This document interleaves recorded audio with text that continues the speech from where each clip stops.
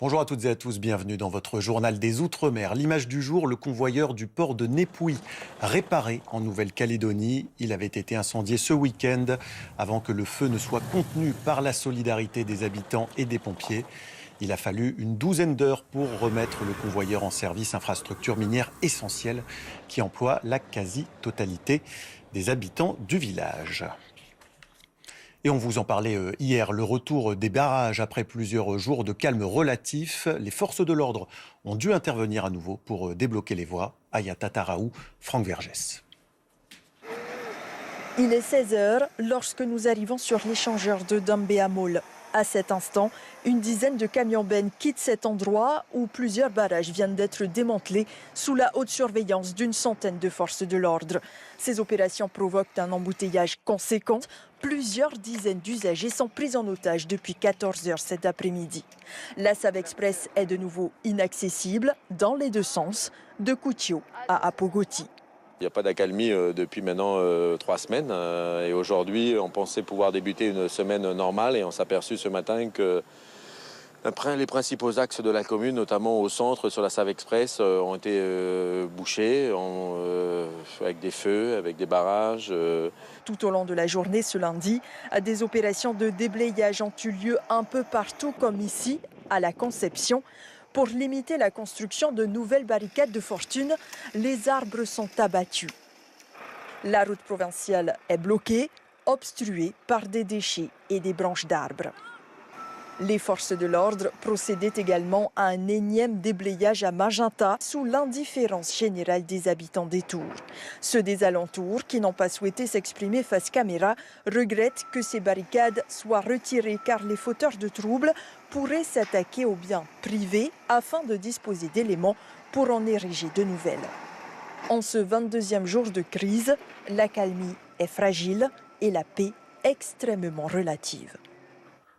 Et alors que le territoire est toujours sous tension, 2 hommes ont été blessés au niveau de la tribu de Saint-Laurent à Païta. Ils ont tiré sur des gendarmes qui ont ensuite riposté. Tous deux à l'hôpital, ils seront poursuivis pour tentative de meurtre.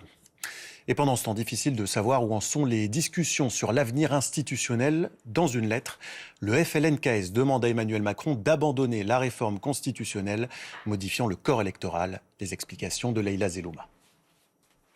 Une colère toujours aussi difficile à contenir en Nouvelle-Calédonie. C'est pourquoi le groupe politique indépendantiste FLNKS tente maintenant le tout pour le tout avec 7 lettres envoyées le 31 mai aux 3 missionnaires nommés par le chef de l'État pour renouer le dialogue. Dans ce courrier, le FLNKS convient que malgré la tenue de plusieurs réunions avec les militants mobilisés sur les barrages et la diffusion de 2 communiqués, force est de constater que le message reste difficilement audible sur le terrain. Dans ce contexte de tension, le bureau politique du FLNKS demande au président de la République d'être plus explicite dans ses propos en affirmant clairement qu'il abandonnera cette réforme constitutionnelle. Emmanuel Macron, après avoir indiqué il y a 10 jours, lors de sa venue en Calédonie, qu'il ne passerait pas en force sur le dégel du corps électoral, voulant laisser la place au dialogue, accepterait-il de revoir sa position ? Une annonce qui permettrait, selon le bureau politique du FLNKS, de désamorcer la situation sur le terrain et d'apaiser les tensions actuelles pour une reprise des discussions sur l'avenir institutionnel. L'objectif reste maintenant pour les divers groupes indépendantistes d'élaborer une stratégie et un positionnement commun avant la tenue ô combien importante du congrès du FLNKS le 15 juin prochain. Et en attendant, les rapatriements se poursuivent dans un sens comme dans l'autre. Une centaine de Calédoniens bloqués en Polynésie ont enfin pu prendre un vol pour rentrer à Nouméa. Raïe Nadjarian et Jérôme Lee. C'est un enregistrement qui rime avec soulagement pour cette famille calédonienne bloquée sur le Fénoua depuis plus de 3 semaines. Il est 3h30 du matin, tous n'ont qu'une seule idée en tête, rentrer chez eux auprès de leur famille. Je suis très contente de rentrer dans notre pays, mais triste aussi de quitter Papeete parce qu'on était avec des amis, la famille, et puis on a emmené quelques provisions pour la famille. Parmi les ressortissants, il y a également les joueurs et le staff de l'AS Magenta, équipe de football venue participer à l'OFC Champions League. En tout, ils sont 30 à prendre l'avion. Depuis un bon moment déjà, on ressentait un peu vraiment l'envie de retourner pour revoir la famille, parce qu'en ce moment c'est difficile là au pays. Durant leur séjour, les membres du club ont également pu compter sur la solidarité de quelques membres de leur famille vivant à Tahiti, notamment pour la nourriture et le transport. Je les ai emmenés un peu, dans les roulottes. Puis, mais bon, ça va là, au IGSPF, ils mangent bien. Et puis, en fait, les promener un peu dans les zones, dans les endroits à visiter, quoi. D'ici les prochains jours, un autre vol devrait rapatrier les ressortissants restants vers la Nouvelle-Calédonie. Le Haut-Commissariat l'assure, l'État avec le pays reste pleinement mobilisé pour assurer, dans les meilleures conditions, le retour des Polynésiens et des Calédoniens vers leur domicile. Et en Polynésie toujours, cette image, un accueil de reine pour Vainé Fierro, la surfeuse de retour à Wainé, son île natale, juste après son sacre sur la Tahiti Pro. Elle est la première Polynésienne de l'histoire à s'imposer dans cette prestigieuse compétition. Ils étaient plus de 200 pour célébrer son incroyable performance.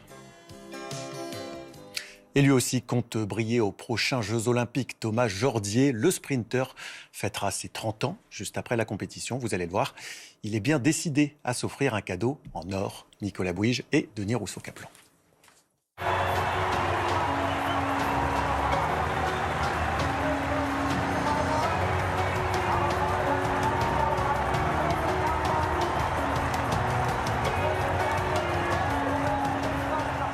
Thomas Jordier n'aime pas trop cette appellation de capitaine, mais que voulez-vous, en équipe de France, les athlètes l'ont désigné ainsi.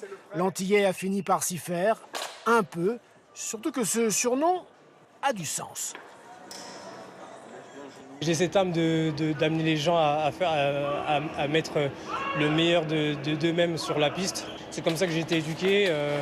Mon grand-père m'a toujours éduqué comme ça, toujours être bienveillant envers les gens, même si ce sont nos concurrents. Leader, mais pas en mon âme et conscience.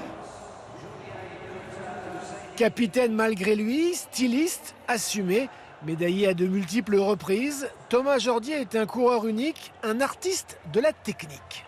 On ne va pas retrouver un Mark Raquil ou un Leslie Jones dans la course de Thomas.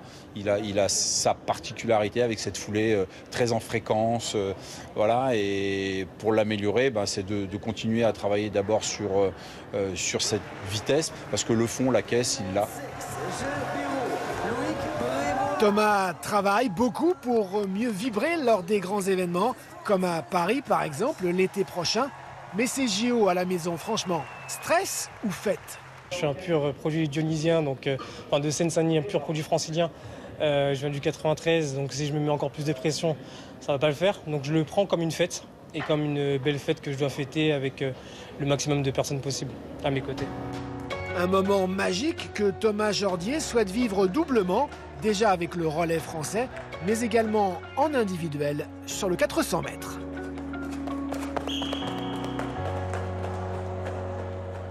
Et voilà, c'est la fin de cette édition. Merci de l'avoir suivi. L'actualité des Outre-mer se poursuit en ligne et en continu sur lapremière.fr. Demain, même heure, vous retrouverez Laurence Théatin pour votre journal.